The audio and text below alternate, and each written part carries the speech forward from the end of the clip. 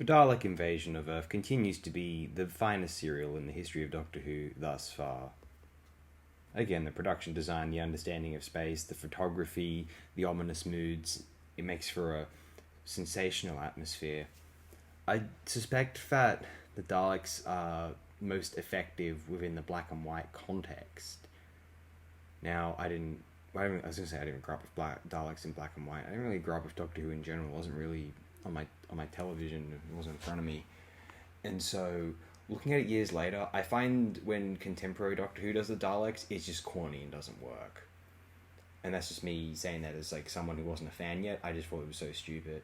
And when I did in the classic Doctor Who, it kind of made sense to me. I was like, okay, it's literally that they are using this design because in the context of the 1960s and in black and white, there was it was understood that it was creepy and scary, and given that the rest of the capabilities of the show's production budget, having and the aesthetic that shone through as a result, having an enemy, a menace like the Daleks, especially in this kind of cheap looking black and white show, made a lot of sense, and it was genuinely alien and frightening and creepy. And also in the context of the 60s, in these stories, the Daleks are kind of these bosses. They're not these super soldier warriors.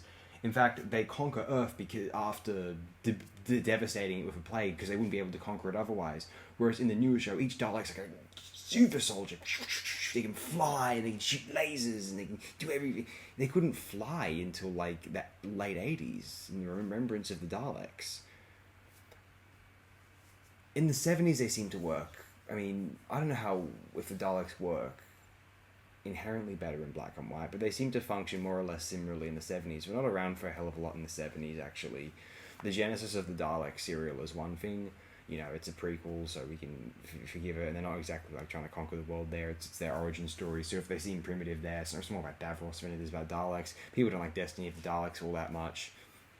Day of the Daleks is magnificent, but again, they're kind of operating behind the scenes, and that scene where they were acting as warriors, soldiers at the end was considered terrible until they edited it again years later, and it looked magnificent actually when they did.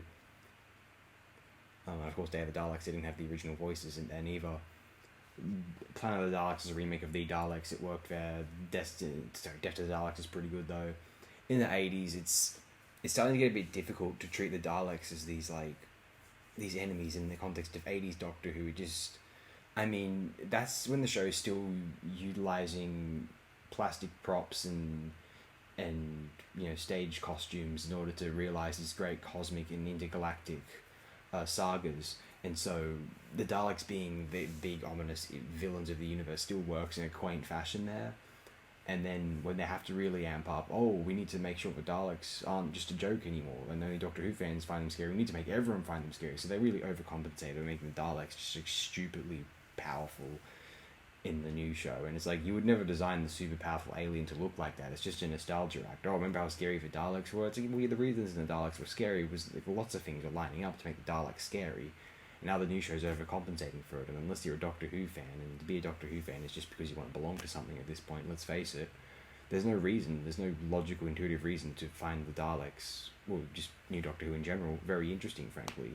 Stephen Moffat's not a good writer. Like, I don't need to go into why that is, but like that's just obvious to anyone who likes to think, or just does think. You don't even have to like thinking, I would imagine.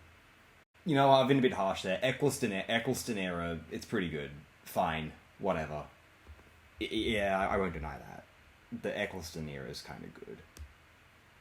I can't get that much into Tennant, even. And Matt Smith's the one I like the least. Capaldi and Whittaker are better than Matt Smith, in my opinion, honestly. Worst thing about the new show is the aesthetic. It's disgusting. You know you're irrelevant in the digital era. You know your visual effects in television, science fiction are not going to look as good. So you just don't care, and you just make this artless crap because you know that, like, people know it doesn't look real. It doesn't look good either. Like, it's just poorly storyboarded crap. You'd never storyboard it like that. You just put some crap together, someone directs it with no understanding of how the CGI animators are gonna put all the nonsense in there. It's just sub-Infinity War garbage. Watch the Dalek invasion of Earth, and if you can learn to appreciate the Dalek invasion of Earth. Well, for me, it's kind of obvious. My enjoyment of this is it just happens. It's not easy for me to enjoy a modern Doctor Who serial. Not serials anymore. They're like 2-parters and stuff now, like hour-long episodes, or like the Infinity Gem saga. That thing. I like this kind of stuff more so. There are some contemporary big budget stuff I love. I'm sure there were some who were very upset how much I love Fury Road or I don't love the newer Star Wars films. I don't mind them. Godzilla vs Kong was great. There you go. I mean, how do you fuck up those things? To be fair, the kaiju films. Oh wait, Kong Skull Island and the one with Ghidorah, that terrible one with King Ghidorah, King of the Monsters with Tywin Lannister in it. That one was crap. Sadly, there's not much else to say here. Although I will insist that it's a powerful, strong little serial. For episode 6, I'll give a more clarifying view on why I consider it the strongest serial of the Hartnell era, one of the strongest, maybe one of the strongest classic Doctor Who serials overall, and why I'd rather watch this than, perhaps I'll go into why I'd rather watch this then. I think it might speak for itself, given the unique 1964 to 65-y qualities of a serial like the Dalek Invasion of Earth compared to the artless, ill-thought-out of a newer Doctor Who serial, certainly aesthetically, and the writing isn't very good either, let's be honest. And the poor, storyboarded, the poorly thought-out non-direction that is the Infinity War duology and the MCU films after Joss Whedon left anyway. I didn't think they were very good before the 2 Joss Whedon films, and they just got worse after he left after Age of Ultron, so this is what it is. I will end it here. Thanks to everyone who sat through this nonsense. Tune in next time if you're so inclined to the Dalek Invasion of Earth, Part 6 of the Classic Doctor Who Retrospective here on AOD.